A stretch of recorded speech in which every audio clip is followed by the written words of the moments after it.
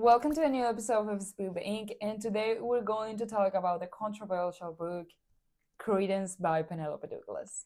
Yes, this is Melanie, and I'm Laura. Let's get started.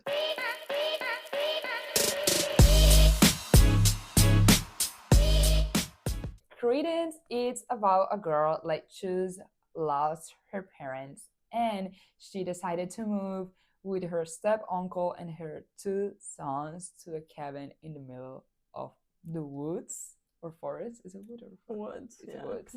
Yeah. So it's in Colorado. So it's in the mountains. So you know what happened in Colorado in the middle. Stays in Colorado.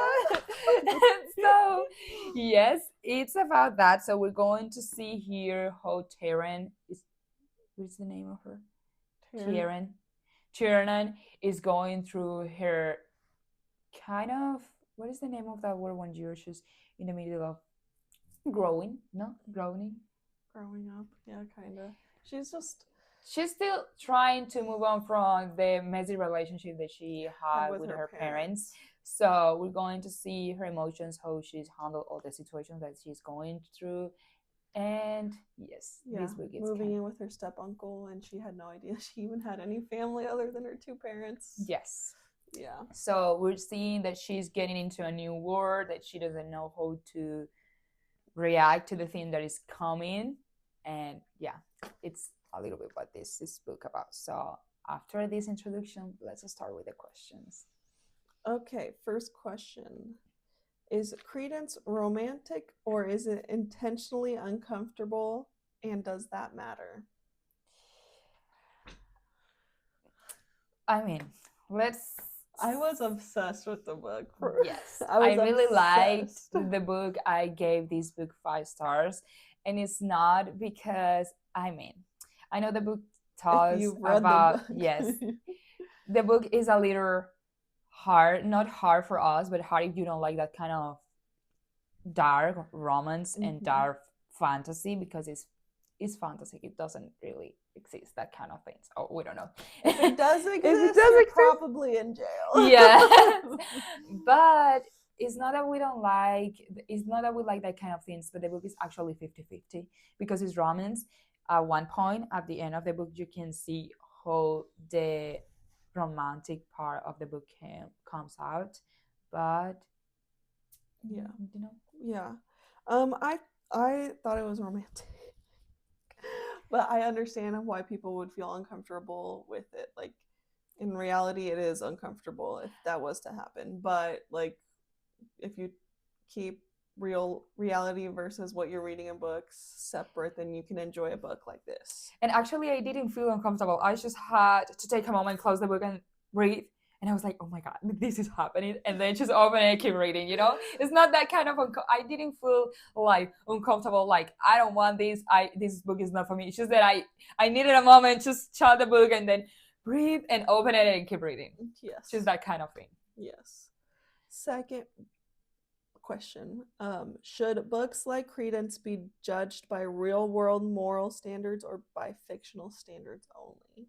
I think you have to read a book by fictional standards only, because if it's fiction, I mean, if it's a real life thing and the book said that happens in real life, you can judge by a real life moral of things like that.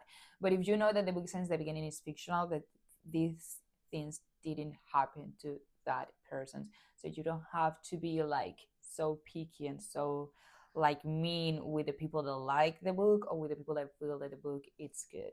Yeah, it's always a choice if you want to read a book or not. There's what are they at the front of the book? What are they called? The trigger warnings. Yeah, there's always trigger warnings in Penelope's books. If you can't stand it, don't read it. Yes, I mean, when you are going to read a dark romance book, the first page is going to show the trigger warnings. So you have to read it. And if you think that you're not ready or you don't like that kind of things and you don't like to read them, just don't do it. But you have the trigger warnings. So don't blame a book because you decided to read it after read that. And when I finished the book, I went to Goodreads to give my review and it didn't let me. The reviews for that book were like shut down because a lot of people were talking a lot of, you know, about the book, but I think those people just didn't know how to difference reality from fiction. Yes, agreed. 100% agree. Yeah. Did Jake represent freedom or just another form of control? So Jake is the step uncle. Yes, and I have a really hate and love relationship with him because I'm some point of the in the book I was so mad at him because I felt that he was being so controlling with her in all kind of things, in every aspect of her life when she was living with him at the beginning of the book, like 45% into the book, I was like, he's so controlling, he doesn't let her do nothing. And I think it's because the fact that he's just trying to caring about her, but he doesn't know how to do it because he's not been living with a woman for so Mm-hmm. long that he should think that that kind of behaviors is the kind of behavior that shows that you love a person, but it's not. It's just being controlling and Yeah, I think he definitely was controlling. And I think those he has two sons, so like the way he treats his two sons is what he was how he was treating her, and like you can't do that. And then on top of that, I think also it seemed controlling to not let her do certain things in that town, but and like closer to the middle of the book, you could see why he was yes, controlling because and it gets kind of crazy.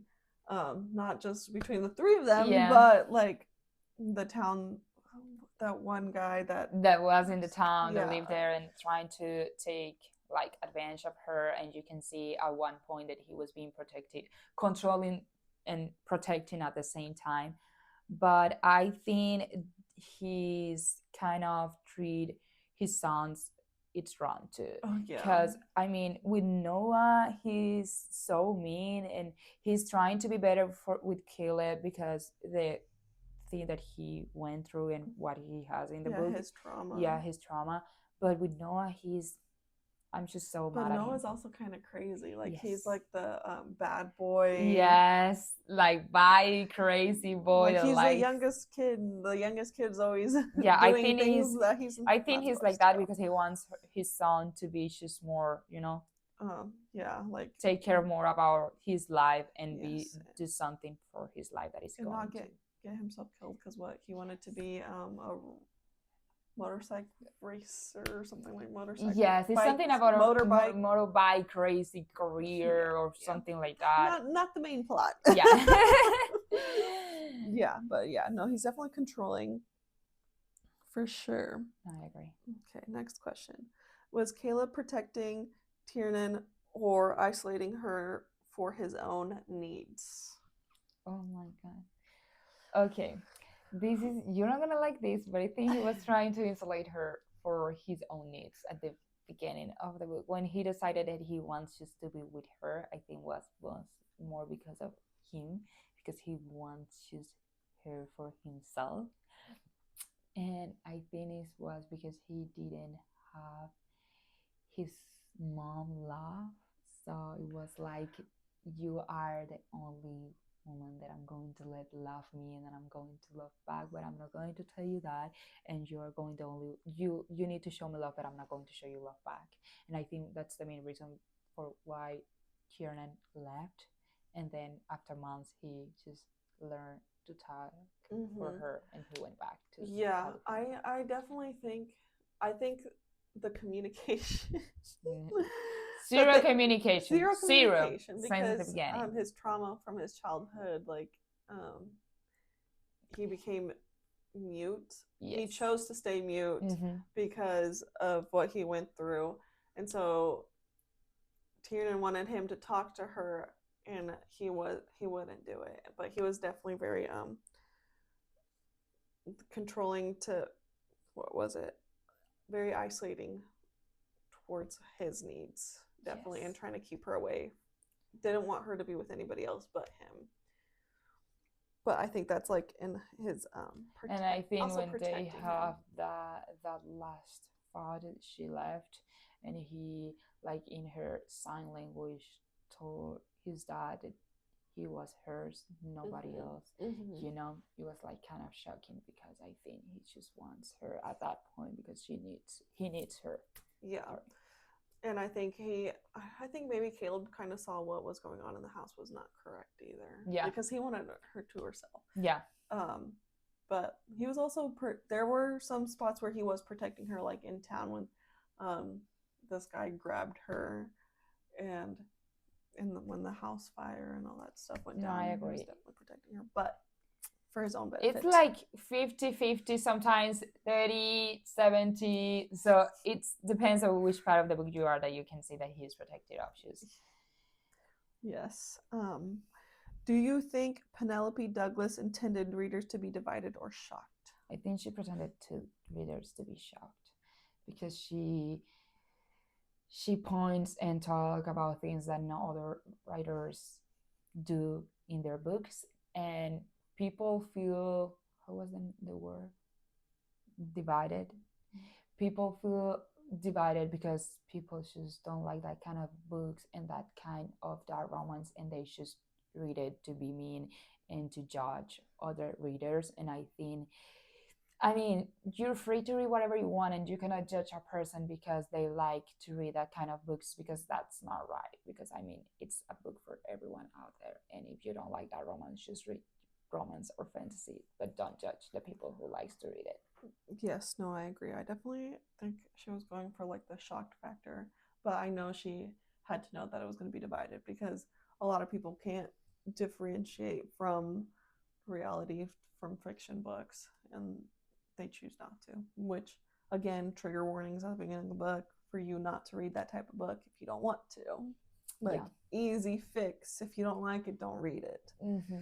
And don't comment on anybody else who liked it. I agree. I will die on that bed.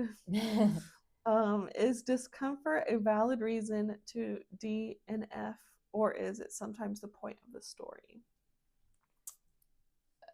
I think it's the point of the story. Like, there's going to be, like, it's something different that you're not living every day. Like, it's a fiction book. Like, the point of you reading a book is to step out of your world and, like, be in somewhat in the book's world or whatever. Like, I think for me to DNF a book, it has to be really boring. Like, boring to the point, like, there's no plot, there's nothing going on, like, nothing is catching my attention to sit here and read this full Yeah, book. or I have to be in a reading slump and feel that the book is not for me at this moment, and no other book is going to feel like right now good. So I should love it. But I think it's, yeah, no, I agree, definitely. Yeah, no. Okay, last question. If the genders were reversed, would this book be received differently? 100%. 100%. I think women right now wants to be and think that they're feminist and they okay with that kind of things, but when they read or they trying to, you know, put that point of view in a woman perspective, it's like, no, this is wrong. But if a man is doing it, it's going to be okay. So I don't understand that. No, for real. Because I mean, what do you mean? Yeah, I agree. Because, like, in the book, she wasn't forced to do anything that she didn't want to. No. I mean, sometimes she was the one that wanted to do it. Yeah, she Initiate the initiated thing. And you have to be okay with that because you don't know. Every woman, it's a different word, and you don't know if you don't know. You know what I mean? Yeah, some So people. you have to be respectful with that. And if you're a woman and you're reading that book, you only have to think that you're not a feminist and you are just being hypocrite with yourself if you think that it's because it's a woman and it's not. Yeah. Yeah, no, I agree. You can't Grow up and try to find that the book is fictional, it's not real. And if it's real, it's their decisions. You have to be okay with that because it's not your life. You don't have to do it. Yeah, it's true. Yep. This is the last question? Yeah, that was the last question. Oh my god, it was just so fast. Okay, this one is the last question, so I hope you like it. This book is very controversial. So if you feel a different way, or if you want to say something else about the book, or you want to talk more about the book, let us in the comments. Give us a like, subscribe, and hit the notification button so you can see when a video is coming out. I hope you like this video, and we have more than romance books to talk about. Yes, we do. So, bye bye. See you next Bye. episode.